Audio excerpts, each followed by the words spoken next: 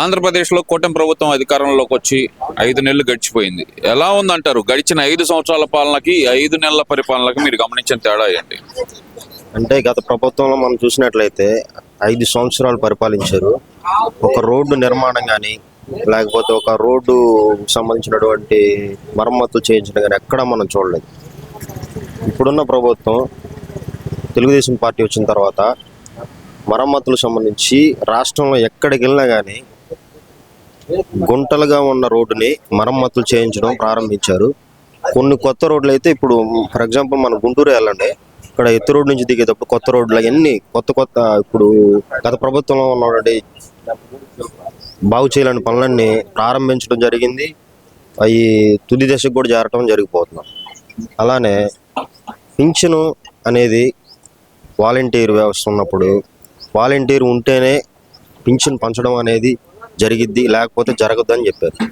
కానీ ఇప్పుడు చూసినట్లయితే వాలంటీర్ లేకపోయినా కానీ ఉదయాన్నే 5 గంటల నుంచి స్టార్ట్ చేస్తే ఒక్క రోజులోనే ఫినిష్ చేస్తున్నారు. ఆ యొక్క ఘనత అనేది మన నారా చంద్రబాబు నాయుడు సీఎం గారికి. ఇక్కడ ప్రధానంగా చూస్తే కనుక మీరు పెన్షన్ ఒకటి రోడ్లు ఒకటే చదువుతున్నారు, కానీ సూపర్ 6 అంటూ హామీలు ఇచ్చి అధికారంలోకి వచ్చిన ఈ ప్రభుత్వం సూపర్ 6 అమలు చేయకుండా ఓన్లీ కాలయాపన చేస్తుంది అనేది ప్రధానమైన ఆరోపణ. జగన్మోహన్ రెడ్డి పదే చెప్పే మాట. మరి దీన్ని ఎలా చూడాలంటారు? అంటే ఇప్పుడు జగన్మోహన్ రెడ్డి హామీలు ఇచ్చాడు, అవి ఎప్పటికీ అంటే స్టార్టింగ్ లోనే అమలు చేశాడా, లేకపోతే 5 సంవత్సరాలు కాలంలో అమలు చేశాడా? చేయలేదు కదా. అలానే ఇప్పుడు ప్రభుత్వం అన్ని బాకీలు పాలు చేశాడు. దాన్ని చిన్నగా ఓవర్కమ్ చేసుకుంటూ ఒక్కొక్క పథకాన్ని అమలు చేస్తూ వస్తున్నాం. పింఛన్ పథకాన్ని అన్నమాట ప్రకారం ఖచ్చితంగా స్టార్టింగ్లోనే ఇచ్చేసాడు. మళ్ళీ ఇప్పుడు దీపం పథకం ఇచ్చాడు, తర్వాత ఇంకోటి ఇస్తారు. అంటే ప్రభుత్వం కూడా సెట్ అవ్వాలి కదా. ఇప్పుడు మన ఇంట్లో డబ్బులు ఉన్నాయి, మనం డబ్బులు ఉన్న ప్రకారమే మనం ముందుకు వెళ్తాం. అంతేగాని మనం డబ్బులు లేకుండా ఎక్కడో తీసుకొచ్చి చేయలేం కదా. అలానే ప్రభుత్వం కూడా అంతే కదా, ఉన్న నిధులను బట్టి చిన్నగా చేసుకుంటూ వెళ్తారు. అలానే అభివృద్ధి కూడా ఒకవైపు తీసుకుంటూ వెళ్ళాలి కదా. ఇప్పుడు ఆయన ప్రభుత్వం అంటే డబ్బులు మొత్తం పనిచేసి ఎక్కడెక్కడో బాకీలు చేసి తీసుకొచ్చాడు. ఇప్పుడు అలా కాదు కదా. అంటే అభివృద్ధి అంటే గనక జనాలకి 10 మందికి డబ్బులు వేయటం కూడా ఆర్థిక అభివృద్ధి కదా అంటున్నారు కదా. మరి దాన్ని ఎలా చూడాలంటారు? డబ్బులు పంచిపెట్టడం అనేది అసలు రాష్ట్రం అనేది చాలా ఇనికిపోతా ఉంది.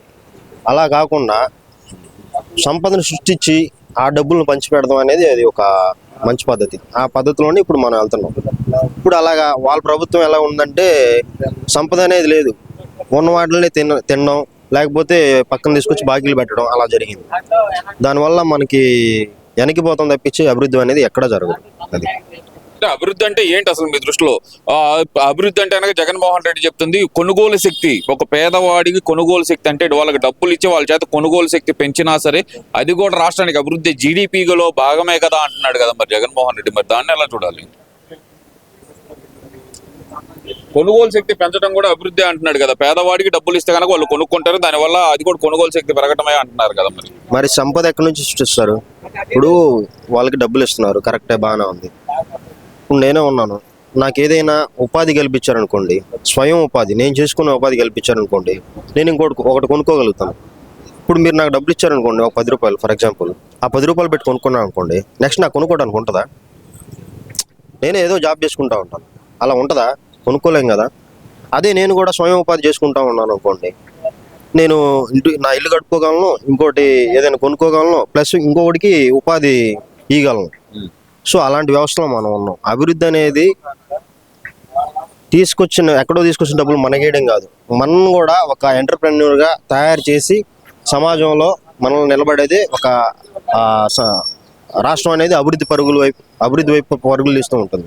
అంటే ఎంటర్‌ప్రెన్యూర్ అంటే గనక ఏది నిన్న చంద్రబాబు నాయుడు గారు ఏదో అంటున్నారని చెప్పి అంటున్నారు కదా, ఏది కాఫీ షాపులు ఇలాంటివి పెట్టడం ఏదైనా ఎంటర్‌ప్రెన్యూర్ గా చేయటమా? కాఫీ షాపులు ఎంతో మంది పెట్టుకుంటారు, వాళ్ళందరూ బిజినెస్ మ్యాన్లేనా అని చెప్పి కొంతమంది చేస్తున్న వ్యాఖ్యలు. మరి దాన్ని ఎలా చూడాలంటారు?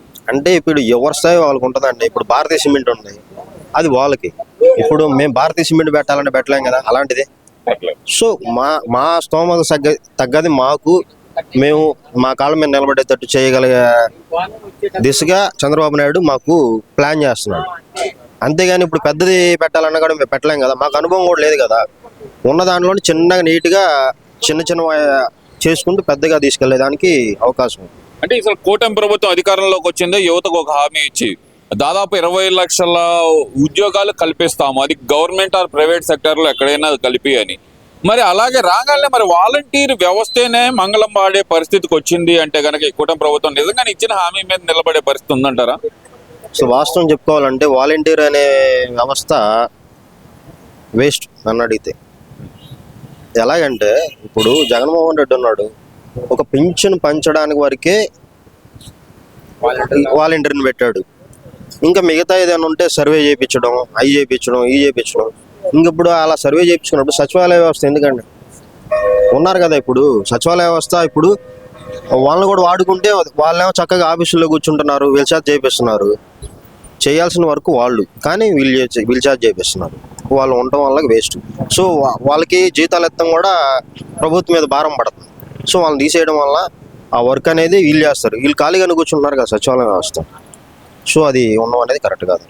అంటే మరి 10,000 ఇస్తానని చెప్పి హామీ ఇచ్చారు చంద్రబాబు నాయుడు గారు, మా ఉద్యోగాలు మాకు కావాల్సిందే అని చెప్పి. మరి వాలంటీర్ల ధర్నా అయ్యి చేస్తున్నారు కదా బ్రదర్, మరి అవి ఏం జరగవండి. వాళ్ళు ఏదో వెనకమాల బ్యాక్ సైడ్ నుంచి మన సజ్జల రామకృష్ణారెడ్డి వాళ్ళు ఉన్నారు కదా, వాళ్ళు పుషింగ్ వాళ్ళు చేస్తున్నారు. లేదంటే వాళ్ళు హ్యాపీగానే ఉన్నారు ఈ ప్రభుత్వంలో. వాళ్ళకి ఇంకేదైనా అవకాశాలను కల్పించడానికి ముందు చంద్రబాబు నాయుడు గారు ఏదో ప్లాన్ అంటే చేస్తారు. నిన్న మంగళగిరిలో ఏర్పాటు చేసిన ఇది జాబ్ మేళా లాంటిది అనుకోవచ్చు అంటారా? అలాంటి పెద్ద మొత్తంలో వస్తాయి ఇంకా రాష్ట్రానికి. అంటే ఇప్పుడు ప్రధానంగా చూసుకుంటే మరి 2027 కానీ 28 కానీ మళ్ళీ తిరిగి వస్తాను, కూటమి ప్రభుత్వంలో ఎవరైతే అది చేస్తున్నారో ఆ అధికారులందరినీ తొక్కి నారగేస్తాను అని చెప్పి జగన్మోహన్ రెడ్డి అయితే వార్నింగ్ ఇస్తున్నాడు కదా, మరి దాన్ని ఎలా చూడాలంటారు? ఆయన రాడు, అది జరగదు. సో ఉన్న వాళ్ళని భయపెట్టడం తప్పించి ఏం లేదు. ఆయన కూడా చెప్తున్నామండి, ఒక్క అధికారిని కూడా ఆయన ఏదైనా చేసినా ఏదైనా అయినా కానీ అది ఆయన బాధ్యతే. అలా బెదిరించడం, ఇప్పుడు అధికారం ఉన్నప్పుడు బెదిరించి, అధికారం లేనప్పుడు బెదిరించి, ఇప్పుడు వాళ్ళ పని వాళ్ళు చేసుకోకూడదా? అంటే వాళ్ళ పని వాళ్ళు చేయకుండా బెదిరించే మార్గంలో ఎంచుకున్నారు అనుకోవచ్చు అంటారా? అవును, కరెక్టే. ఇప్పుడు వాళ్ళ పని వాళ్ళు చేయకుండా మా ప్రభుత్వం వచ్చింది, మీరేం చేసినా కానీ మిమ్మల్ని ఎక్కడున్నా లాక్కొస్తాం ఏంటండి, అది కరెక్ట్ అండి? అసలు కరెక్ట్ కాదు. అది కరెక్ట్ కాదు కదా. ఇప్పుడు ఉద్యోగాన్ని కూడా ఖచ్చితంగా పని చేస్తున్నప్పుడు, ఇప్పుడు ఈ ప్రభుత్వంలో ఉన్నారు కాబట్టి వాళ్ళని ఇరకాటం పెట్టేసి నెక్స్ట్ వచ్చిన తర్వాత ఇది చేస్తాం ఆయన రాడు, అసలు ఈసారి వచ్చే అవకాశం లేదు.